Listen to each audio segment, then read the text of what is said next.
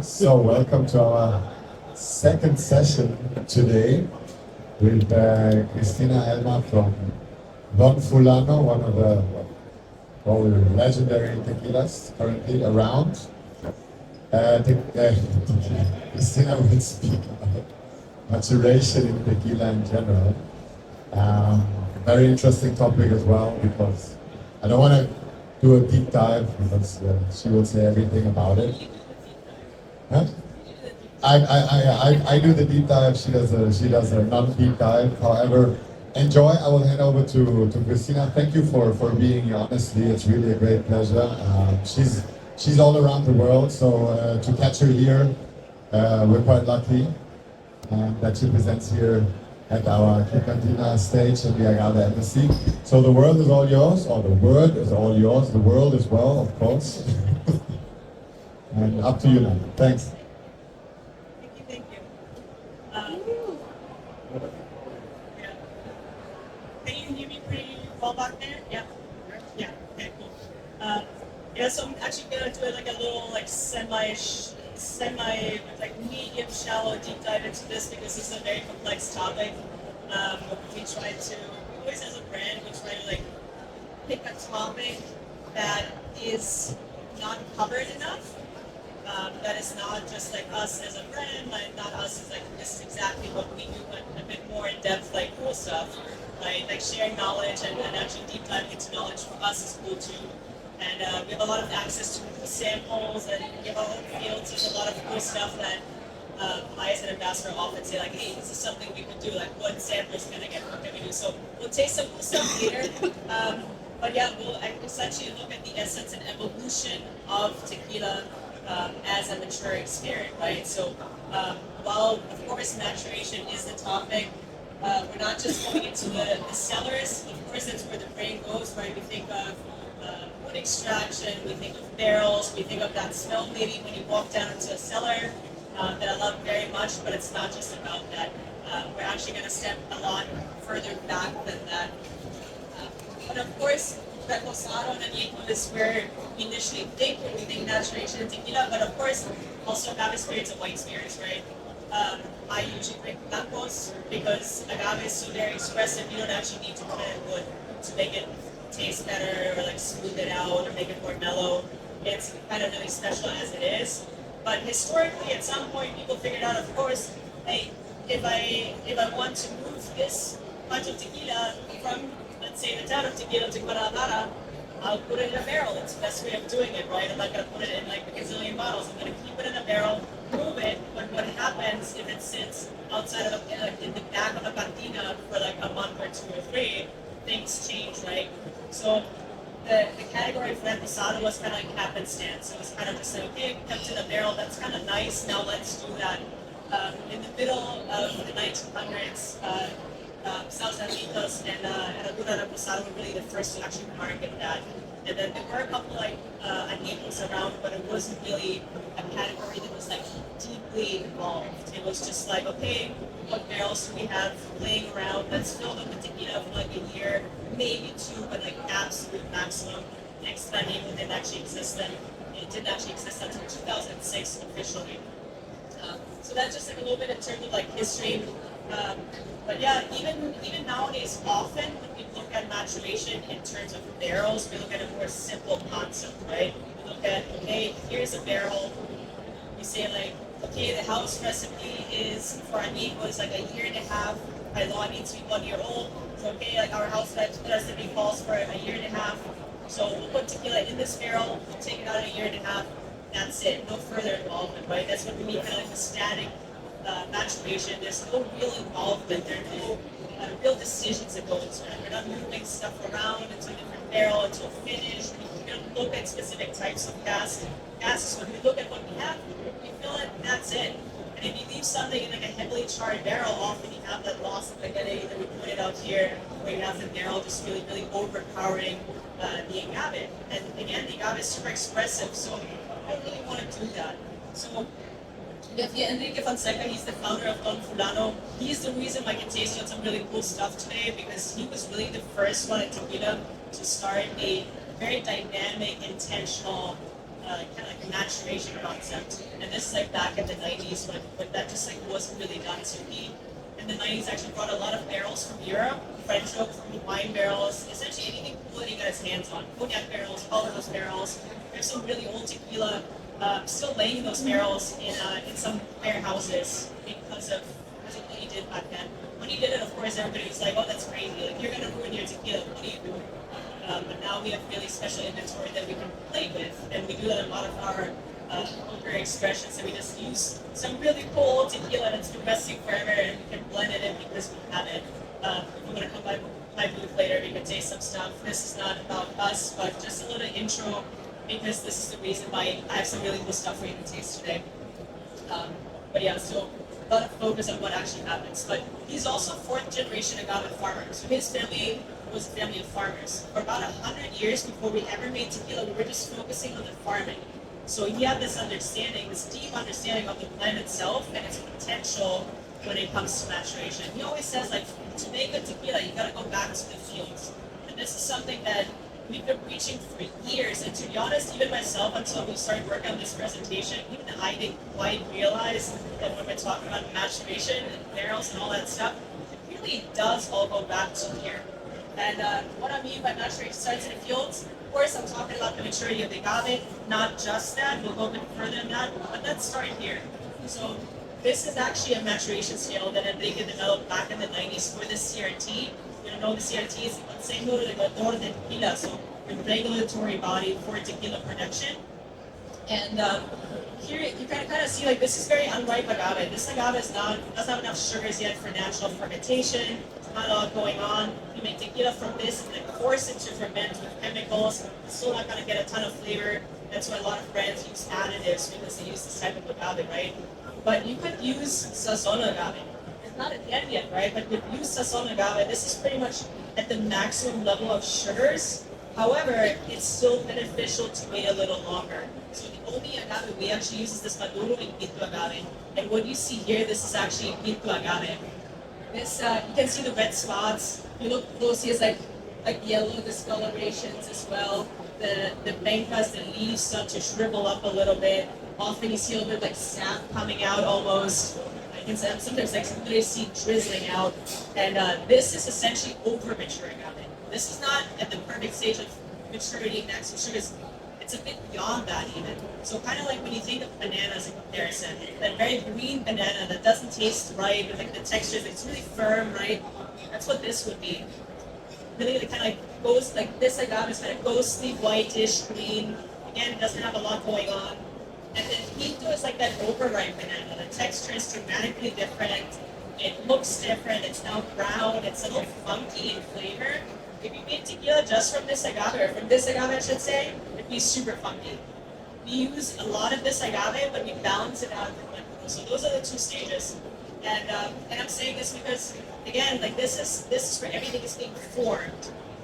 Right? One other important thing, I just want to put a very brief side note on. So the soil health is very, very important as well. I don't know about you, but I've had a lot of I live in New York, so I don't have access to as many beautiful, I don't know, things like vegetables and stuff as Europe has. But if I get, let's say, tomatoes in a supermarket, they just don't taste like a whole lot. But if I get tomatoes from my mom's garden, they're phenomenal. You just want to keep popping them in your mouth, right? And a lot of that has to do with soil health, like how many nutrients are in the soil, the quality of the soil. So that's a big focus for us as well because essentially if you just keep growing agave as a monoculture, right, you take out all the same nutrients all the time, and of course you can put fertilizer back on the soil, but that's a temporary fix. That's like when you're tired and you just keep chugging coffee or you keep taking shots of tequila. It might be a temporary fix. You're like, okay, I'm awake again, but eventually it's going to catch up with you. So one important thing that we always practice is crop rotation. You see that here, like an example of different crops that we might grow before we replant agave, and that's just really important as well. It's not just about the maturation or the maturity of the agave, it's also about this. So healthy soils. But again, why are we talking about this? Why is this so important? By the way, also again, can we see the redness of the Pinto agave close up, right? Now, with the sugars in the agave that I'm developing and getting to like a higher concentration, right? We also have other compounds in the agave. The reason why the agave is so expressive or has such potential for being expressive if produced well and at the right stage of maturity is all these bioactive compounds in the agave. And these things really just keep developing over the stage of the agave's life. When you think about it, you can see agaves growing out of the sides of cliffs somewhere. They're survivor plants. They live in the desert. They don't need a whole lot. They breathe at night, so no water evaporates. They have all these like acids in the leaves, so the bugs can't get at the nutrients of the water and so on. So they're survivors. They're cool plants. So because of that, they have all these things inside of their bodies that we can use as humans in things like medicine. We can, of course, also like in form of tequila, taste them in some really beautiful ways. So I already covered this, but these are what I'm talking about, the bioactive compounds. The agave has tons of these. And here are just some examples. Like agave is really full of fructans, for example. That's the main sugar type of sugar in the agave. Most spirits have primarily glucose. It's that fructans are really, really special. They're prebiotics, and that's why sometimes people tell you, "Oh, agave is healthy." You can't say that, but right, like agave is full of these things that are really easy to digest for humans, and fructans also tend to be really full of congeners. Congeners, that's a word we're gonna come around to again, and I'm gonna throw a couple like weird terms or complicated terms out. Don't worry about that. I'm really just trying to explore this with you. It's not about the real actual chemistry of it, so don't stress out about it. But yeah, so fructans, for example, that's the type of sugar source that we have here, and that's one of the reasons why agave is so expressive. Polyphenols, saponins, all these things. Terpenes, for example, are used by the plant to actually attract pollinators, but also repel herbivores. So anyone who wants to tap into its resources, it's trying to keep that out. We use terpenes as humans in essential oils. So these are really, really, really aromatic. Right? They can range from piney to floral to citrusy, whole range of flavors and aromas. Polyphenols, same, like they can be floral, they can be citrusy, it's a whole different host of these flavors and types of these complicated words. You don't need to tap into this. If you ever want to deep dive into it, you can Google it. There's like all these crazy things that you can look up and the reasons why we taste certain things, right? But polyphenols, these are also like kind of our antimicrobial, antibiotic properties and so on that we can isolate and use in medicine. Then saponins, kind of like same thing. These are the things that give you a rash if you pick up agave. Like cut agave, you pick up a piña, they give you a rash. It's part of the reason. And also saponins help the agave from rotting in the fields. So it's really helpful for the plant, and we can also like isolate it and use it as humans. Lots of stuff going on here. We didn't have to remember it all. But the reason I'm pointing these out is because these bioactive compounds, if we don't have them here, if we don't harvest at the right stage of maturity where they're really present, we're not going to have a whole lot of flavor later. So it all starts here. And this is what we say maturation starts in the fields. We'll explore what happens to them actually in the craft. We always talk about low intervention, meaning like we're just trying to get the agave in the right stage and then process it further with the least amount of human intervention, meaning we just want to support the agave to convert their sugars in a way that we can get all those flavors in our tequila later. But we're not forcing anything, we're really just trying to support the agave and what it already wants to do. The older the agave gets, the more it advances the stage of maturity. It actually already starts to release those enzymes that essentially want to crack down these complicated sugar chains that the agave has, these carbohydrate chains, to convert them into simpler sugars that we actually take further in the cooking use. We need simple fermentable sugars because we're trying to make alcohol. So here, this process, again, you can see how beautiful red the agave is. This is now cooked agave, right? You can see how brown it is. Now you have a lot of really beautiful notes when you smell this agave. When you taste it, it's actually edible, right? Like we've cooked it for 28 to 32 hours. Now it's full of nutrients.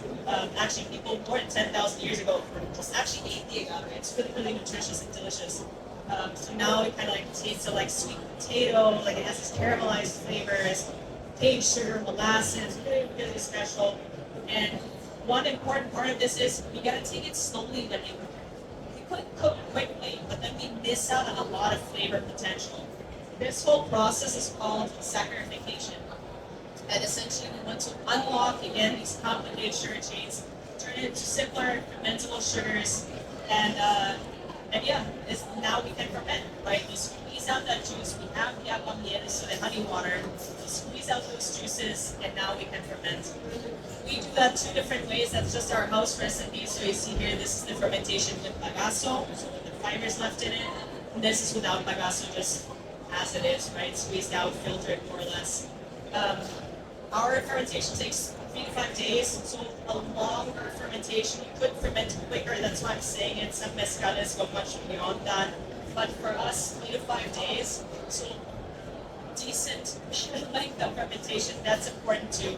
Because this whole process, we've just set up everything for success here, but now we actually gotta step back. We gotta let it do its thing. So hopefully you have the right maturity of the agave, that grew up in healthy soils and all that jazz, because this is now when we take all these congeners that we've created in the cooking, now we have an explosion of flavors happening. This is all happening in fermentation. Distillation is always something that's pointed out as the most crucial thing when we're making a spirit. But really, it's fermentation. That's where all the flavors are really showing up. They're not going to appear magically later. This is where they're showing up. And whether we really look at all these things individually, which we can do, but again, it gets a little technical. But what matters is that here life is real. What is fermentation? We have the yeast starting to ingest and eat the sugars of the mosto, the sugars of the agua miel, the honey water that we just squeezed out of the agave, right? So we always hear about like, okay, you have yeast eating the sugars, it excretes CO2 and alcohol, of course. That's why we need the fermentation. But also, you have a whole range of congeners. The congeners are the things that, again, give us flavor. And you'll see them happening throughout. Like, we have things popping up like esters. We're going to talk about them a little bit later. Esters are what gives us the fruity flavors, especially. Floral, fruity, but especially like those fruit characteristics that you'll taste a lot in the sample you're tasting a little bit. Organic and fatty acids. Those give us a lot of structure. So again, we could dig really deep into these, but for now, I just want you to know that they exist and they start appearing here.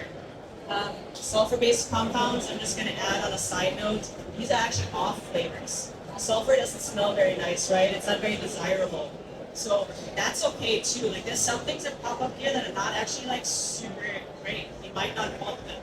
That's why sometimes you hear people talk about proper distillation being really important because we want to isolate those sulfurous compounds so we don't taste them too much, so we don't smell them, so it's not like rotten eggs. But those also start appearing here. Actually, higher alcohols as well, they're not all great. Like sometimes like you get subtle notes of things like nail polish, you're like, it's delicious. But you want them to be subtle, right? If something is just like super like gasoline, something like I don't think that was me.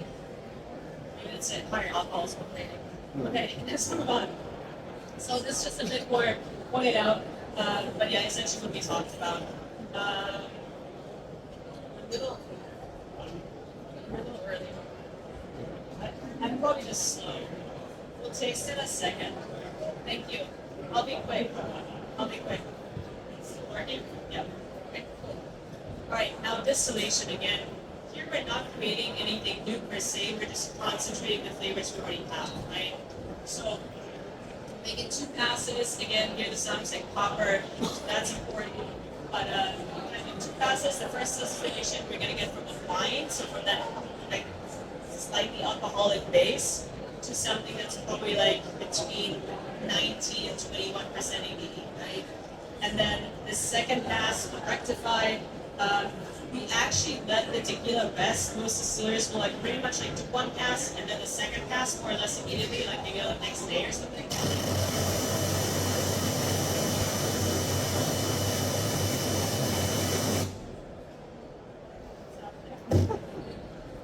Sorry.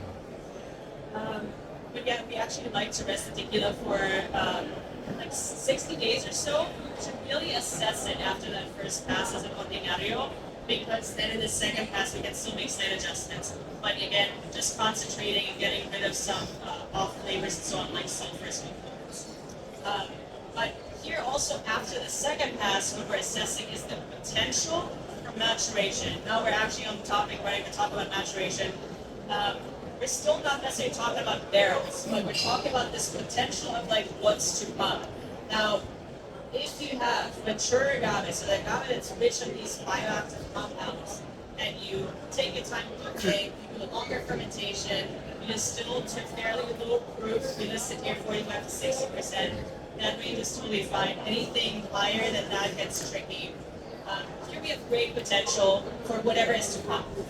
Now, if we use that young agave, that tierno agave that I talked about, that's kind of like a pink banana, right? And we cooked quickly, we forced it to cook quickly, like with pressure probably, right? We force it to ferment quickly, like we can always add some chemicals to do that. And we distill to high proof, like 80% ABV, 90 or something, which a lot of bigger producers will do because they'll have a higher yield. And it actually gives them a pretty clean slate for adding their flavor additives, which are allowed up to 1% in tequila. And like big producers always like to do that because then you can taste the same thing every time you open a bottle of whatever their brand is, right? But you have a fairly low potential, besides the fact that it doesn't taste great, you have a fairly low potential for maturation as well. Because you have a pretty empty product. There's nothing that will hold up to the wood. But we'll get more into that later. Actually, now is a good time. Now we're tasting.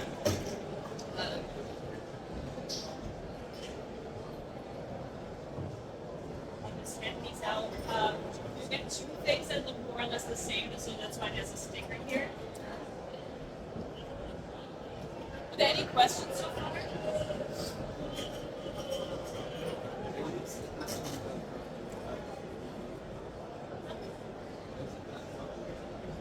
Because if you have a high ABV, you don't have a lot of flavor. So you want a lot of these, and like you want a higher concentration of these congeners and stuff. I'll say it with the mic in a second.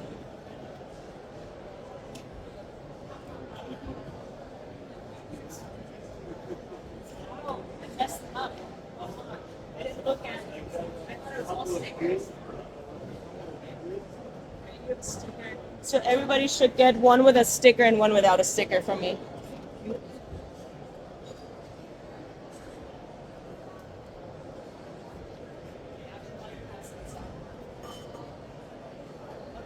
While we're passing these out, this working. Can you guys know? I think that's what happened. I think that's why I was complaining.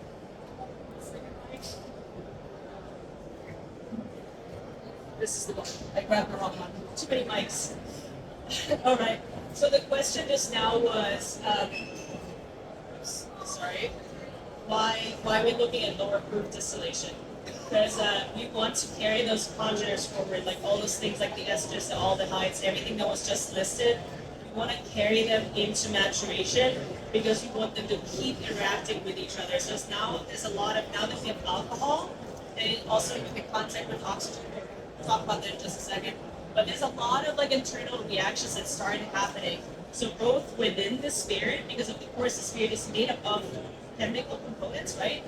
So those will keep interacting with each other and keep changing, and then also oxygen is going to get into that. So like we need those things to be there, and this is actually kind of like a preview of what we're going to get into now, but that's why we're looking at low distillation, because if you distill to a high proof, you have a pretty empty product. There's not a lot of these things there. So essentially, you can think of it as diluted in a sense, even though it's obviously high alcohol, but in terms of what appears in the distillate, it's just not all there. If that makes sense. Did anybody else have a question right now while we're passing out the glasses? Yeah. Good question. Okay, so maturation and agave, right? Like what's the age when we harvest the agave? So that completely depends. So Blue Weber agave, which we have to use in tequila, to legally be able to call it tequila, that is anywhere between 5 and 12 years. That's usually the range we give people. Sometimes it can be ready at 5 years. It can be at that pinto stage at 5 years, and sometimes it might need 12. Both are a bit extreme, so usually it's probably more like 6 to 9. But it really depends on the individual plant. So every plant is different. You might plant two right next to each other. One is ready to be harvested, and the other one just needs a couple more months, let's say, right? So we always hand select the agave for maturity because that's the only way to make sure that you have that exact maturity stage that we want in our agave, so we can have all these bioactive compounds and all that stuff in the concentration and quality we like. There's also something I like to point out when it comes to age, because so chronological age doesn't matter, right? You can't say like, okay, the agave's been in the field for 7 years, that's harvest. It doesn't work that way. Again, the agave is a survivor plant, so it kind of does its thing. It matures at its own rate, because you also harvest it when it's ready to reproduce, and they're just not all there at the same time. Just like, you know, we as humans decide when to have babies at different stages, and some don't have any at all. So it's just different stages. But also the size of the agave actually doesn't matter in the sense that like it's not an indicator for the maturity of the agave. So you can have an agave that's this small, that is covered in red, pinto, or like maduro, really, really ripe. And you can have agave that's massive and it's not ripe at all. So I just think there is a variation. Sometimes we have very mixed harvests coming in. For example, part of the reason for that might be that the field is a little divided. Like we have part of it is hillside. Hillside agave tends to be a little smaller. Like it tends to take longer to come to maturity and stay smaller in size. It's a little extra full of esters, or like these things that will later just give us these like intense fruity flavors, so it's really special. But yeah, it tends to stay smaller. Now, if we have in that field, we have that hillside, and then we have flat land as well, and it's all harvested around the same time, we could have potentially bigger agave in part that's flat, and so it could be very mixed. So missing some samples, right? Okay, so for those of you who have tequila in front of you, actually, do you want to? For those of you who have tequila in front of you, there's.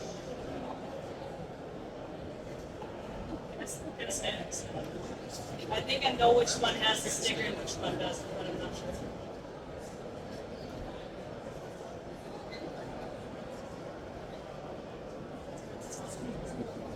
So, what's in front of you is not finished product. This is something I muled in from Mexico.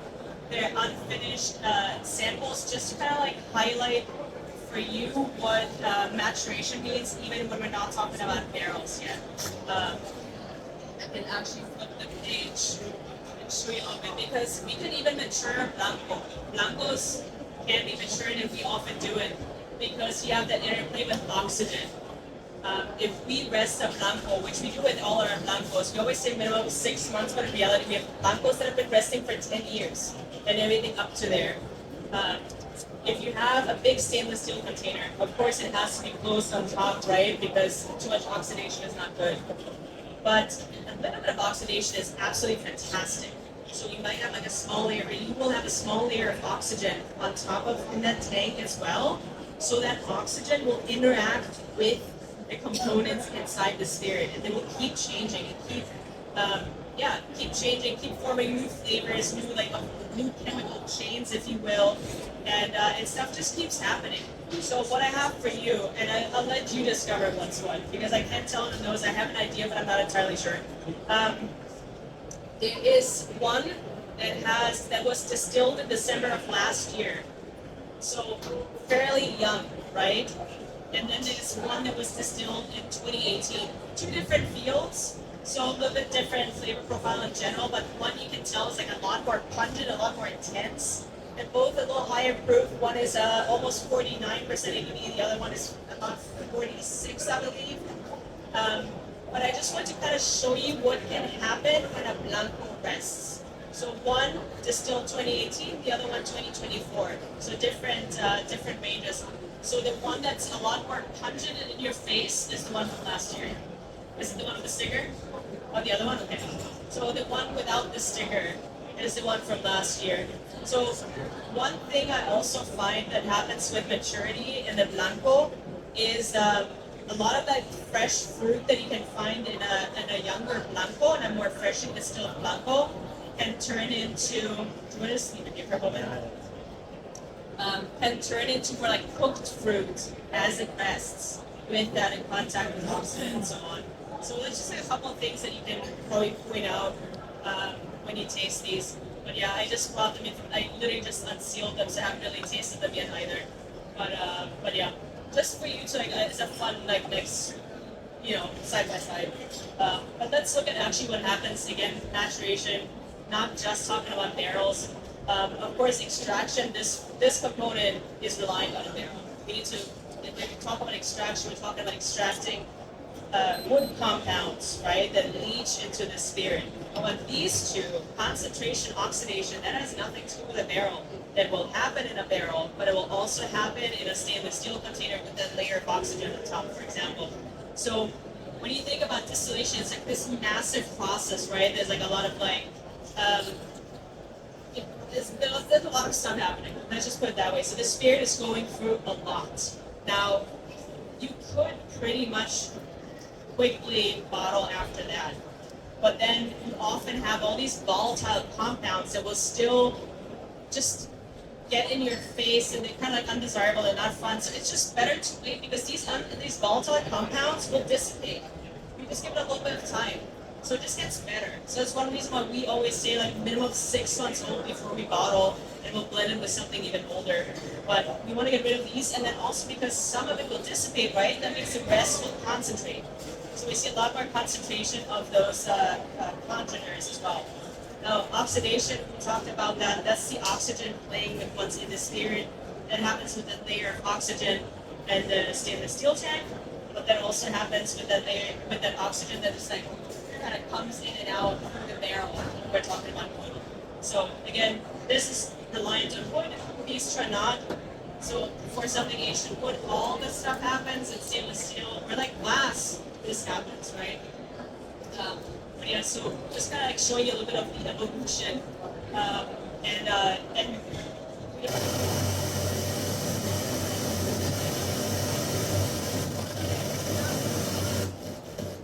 not me, right?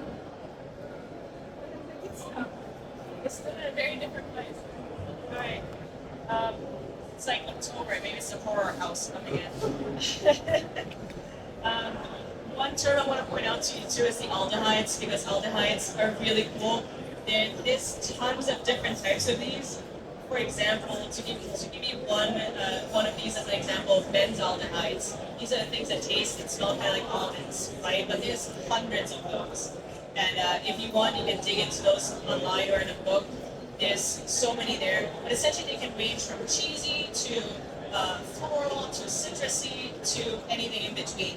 There's so much going on when you have a spirit rich in aldehydes, and they keep changing too. And then we still will have some sulfurous components too. And with oxygen, they'll also get a little softer and a rounder, nicer spirit. So all this stuff happens. And again, we have these esters that we just mainly created in fermentation, but they keep happening because this is essentially the reaction of acids with alcohol. We formed the alcohol during fermentation, so this is when they first appeared, but we obviously keep having alcohol here, so and we keep having acids here. So the esters keep changing, they keep adjusting. So when you have a spirit that's aging, it'll actually continue to do stuff just because of this stuff interacting with each other. There's also a process called transesterification, which basically means that like an ester and an alcohol are sitting in a stream of acid and they turn into another ester and another alcohol. So there's a lot of things happening, and essentially that's kind of the fun part when you keep tasting a spirit that's say in the same barrel over the course of a couple of years or so, or like a couple of months, and just see how it changes. But yeah, now we're actually going to mill cask maturation. We'll look at that a little bit. I do have some samples ready for you to taste, so a little bit more fun attached. So this, of course, is that principle. That, of course, is that principle that we often talk about, right? That extraction from the wood. For a lot of producers, that is all they want, right? They're looking for that extraction from the barrel. They're looking for that wood flavor, They don't care if it's going to overpower their spirit. Maybe they don't know what to do about it, but it's about the color, it's about the flavor. They just want to say, like, hey, maybe age this. And sometimes age is confused with quality too. Like sometimes people look at a very dark looking spirit and say, like, oh, that's got to be expensive, that's got to be good because it's dark. I can tell. But it could be caramel coloring. I hate to tell you. But also, it's not an indicator of quality. Again, agave spirit's a white spirit. It's not an indicator of quality to have a lot of extraction. In fact, it's much better to have something that is like more subtle in that. So here are also a couple of things to look at, like ellagic tannins, like these are in the wood, these leach into the spirit. The spirit itself actually has some tannins. Grapes in their skin, for example, have tannins. So there's a lot of like natural things that have tannins in the bright chocolate. And so does agave. So these will interact with each other. Of course, we have the lactones. Lactones we know from American oak, French oak, and all that. It will give you like the vanilla notes. It'll give you the coconut notes and so on. So again, just some examples. There's also things that are called like eugenol and glycol that give you, for example, cloves and smokier notes. So again, if you want to dig into this, you can. I'm not a chemist. I'm not going to go there with you. When we could also a lot more time in our hands. Now, for us, it's never about this. It's never about the extraction. We'd rather look at oxidation, all that other stuff that happens, because in my opinion, you create a better product that way. So here's some other factors. So of course, it matters what wood that barrel is made from. American oak, French oak. These, for example, are woods that were harvested at different times. Like trees that were harvested at different times, right? American oak generally is much younger. It's harvested around 50 years in age. French oak at 100 years. That's double the age. It's a long, long time. Also, the composition of that wood is different. You often hear people saying, or like for years I've heard people say like, oh yeah, like French oak is tight grain. And I was like, what does that mean? It doesn't actually tell you what that means, right? I like to look at the vessels because a wood is a living thing, right? So it has all these bioactive compounds and all that stuff too, but it also has like all this sap coming up that takes care of the tree, feeds the tree, right? So you have all these pores, you have all these vessels where the sap carries up nutrients and minerals and sugars and all that stuff. French oak has a lot of those, more so than American oak, so it's more aromatic. I think that's a principle that's makes much more sense when you hear it than just saying, oh, it's tight grain. Okay, I don't know what that means. So you have a lot more of these vessels, aromatic compounds, blah blah blah. Then it matters, like for example, humidity. Where is that barrel? For example, we have two different types of barrels, two different types of barrel rooms. We have one in the highlands above ground, no temperature control. It's really really dry there, and a lot of temperature fluctuation as well, which is listed here as well, temperature, right? But it's really dry, so what the air wants is from the barrel, from what's inside the barrel, is not actually the alcohol. It just wants the water. There's no water in there, so it's just like, oh, I'll take the water out. So not that classic angel share that we think about when we think of an aged spirit, right? Now, we have another warehouse that's like underground, so cooler, and it's next to the riverbed. So the air is super humid. There's a lot of water in that air. It's very saturated with water. So it doesn't care for what water. There's already tons of water there. So it draws out the alcohol from the barrel. So that's like classic angel share. So very different conditions. Actually, cognac producers, if you read up on those a little bit, they always talk about dry and wet cellars. It's a big difference. Then what else? Of course, contact time, like how long has the spirit been in that barrel, the toasting level. We only use French oak because those barrels are slightly toasted. American oak, ex-bourbon barrels tend to be really, really heavily charred. And that's going to give you a lot of that extraction. And that's not going to be a subtle influence. It's not going to play well with the agave. It's that overpowering influence, right? So, and then the history. What was in there? Like, was the barrel seasoned with the wine it previously held? Was it a cognac barrel? Was it cognac in there before? Was it Calvados? What was in there before? Or has it been used so much, it's actually pretty neutral by now. And it's still a great barrel, and you still have oxidation, all that stuff happening. So we actually use a lot of barrels, like even once they're neutral, we'll still keep using them. So all these things are just decisions you can make. Actually, like, this is something that we always like to point out. Like, if you have too much extraction, it's not great. It's a defect, right? So just to say that again. I was told to not talk about us, so I'm not going to go into this, but this is us.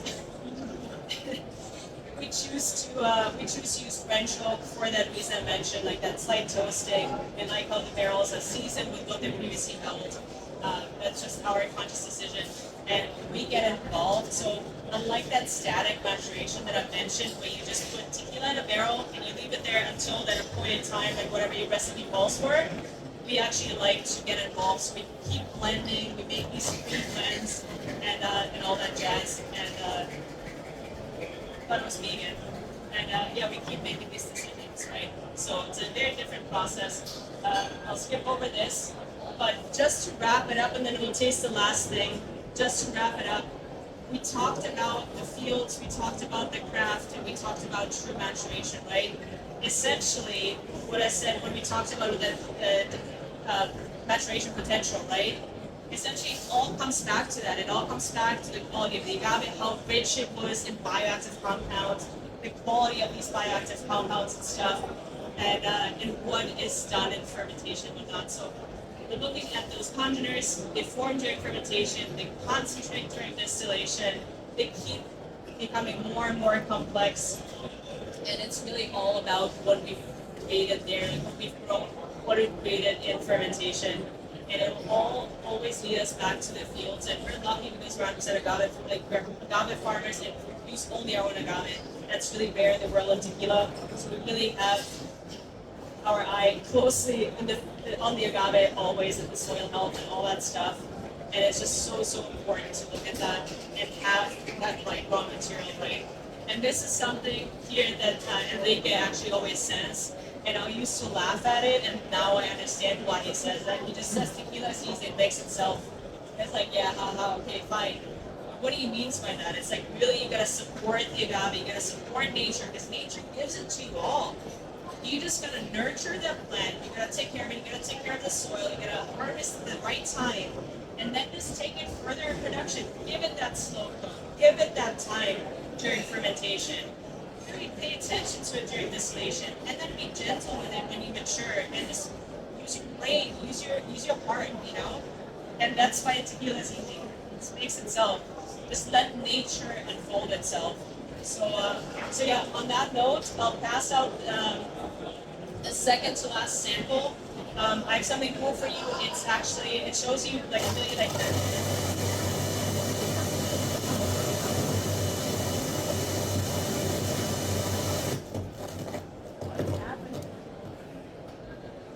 Um, so what I'm gonna pass out is actually, this is off now, okay, is a reposado that has been resting for 9 years. Why is that not an extra nico? So reposado minimum of 2 months by law, right?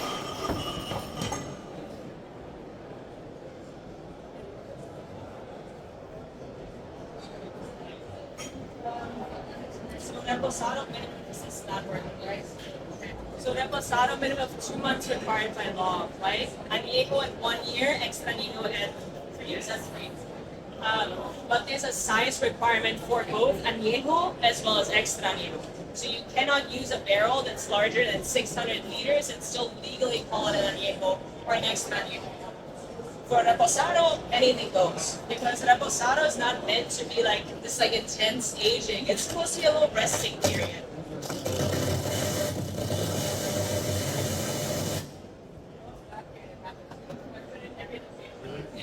Yes. But yeah, so in any case, I just want to show you what can happen when you rest something for a long time, in this case in a massive pipon.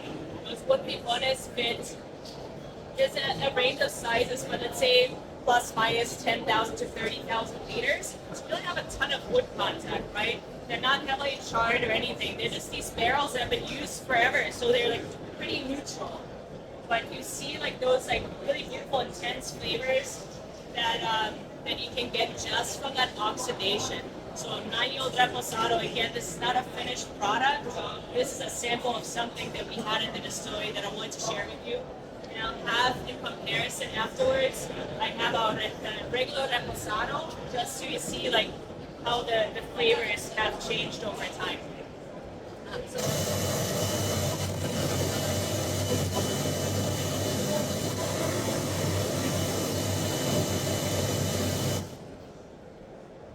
it's kind of the tail end of rainy season in Mexico. Maybe it's the storms coming in. Hurricane season is still happening. Um, yeah, if you don't have anything to taste, we'll get it to you.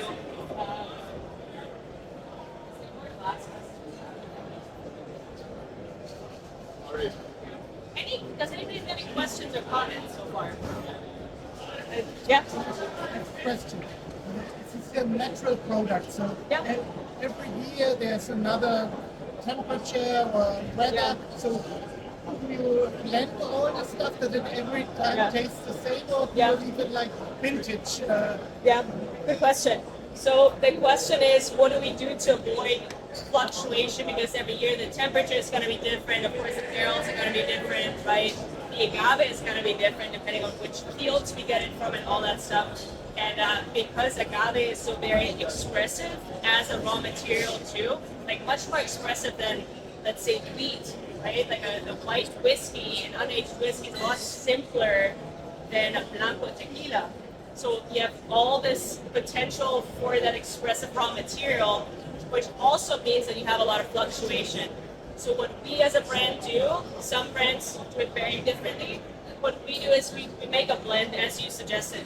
So we are pretty advanced in what we do with our blending. We take it very far.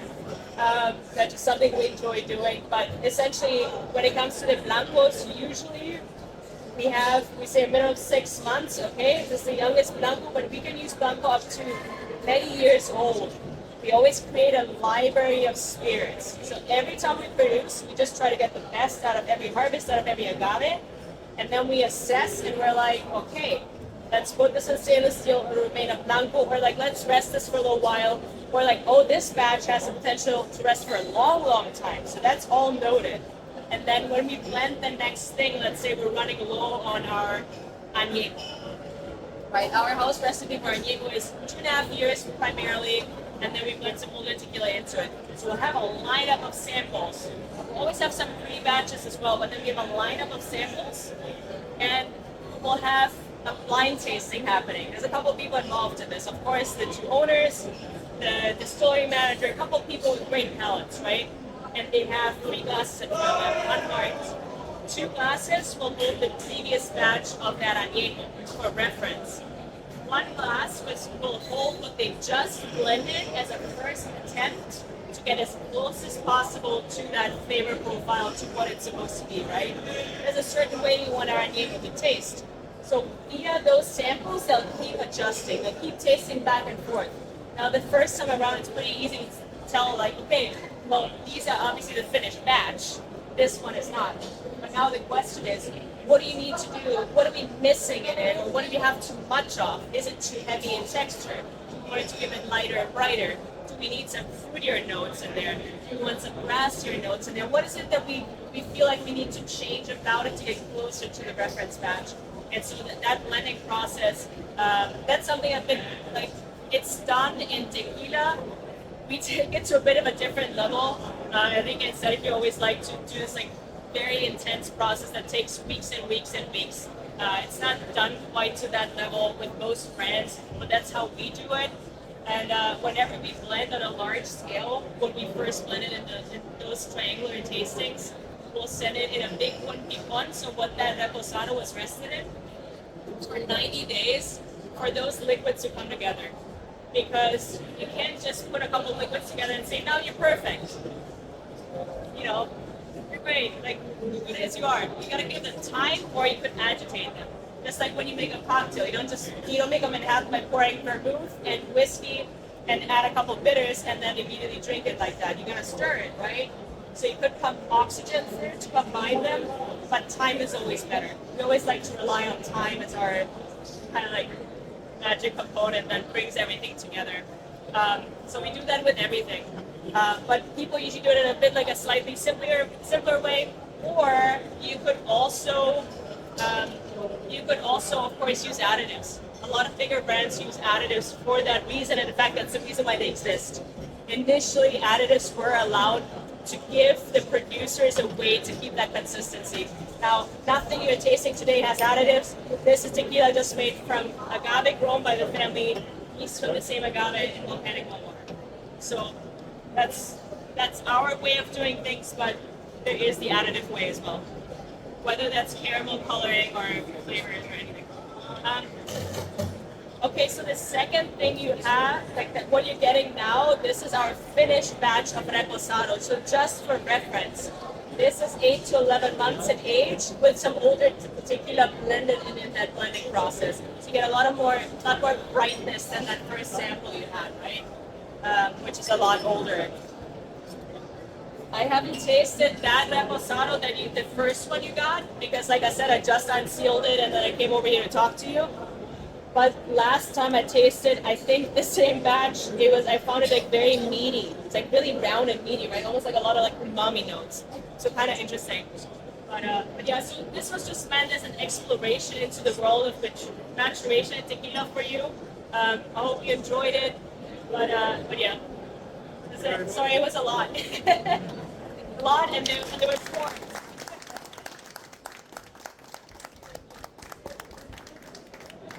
Yeah, thank you very much. Sorry for the sound problems. We have to call a technician. Thank you, Christina. And thank you for as well your loud voice. Now you have to rest it a little bit.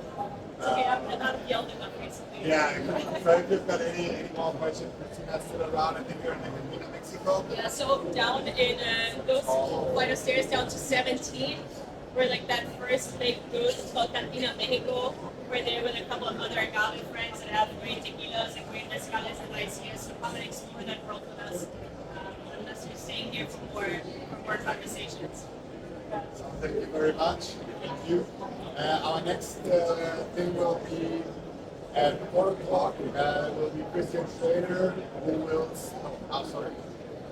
No, Jesse will do a food. Jesse Estes from Tequila will do a food pairing. How tequila and food combined. Very, very interesting. And then at 5:30 we have Beyond certification, agave destinates which are not certificate with Christian Schrader. That's very, very interesting. We hope to fix the technical problems by then, so hope to see you soon. No more hurricanes.